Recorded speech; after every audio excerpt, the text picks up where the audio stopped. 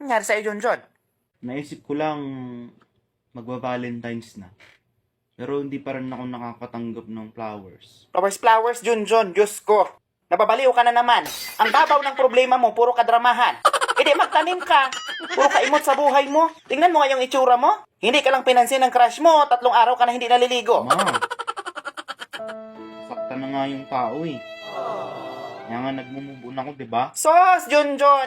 Hindi ko talaga alam kung saan mo nakuha yung mga ideya mo ng pagmubuon-mubuon na yan. Yung pag-iyak-iyak mo, yung silos-silos mo. Ni minsan wala talaga akong nabalitaan na nagkajowa ka. Naunsa ka? Nag-practice? Uang, masiguro ka. Pagkapi ka na lang doon. Ikaw naman, nagpapatibok din ng puso yon. Maligo ka. Mahalin mo muna ang sarili mo para mahalin ka din ng ibang tao. Uang. Only love can hurt. Emotional damage.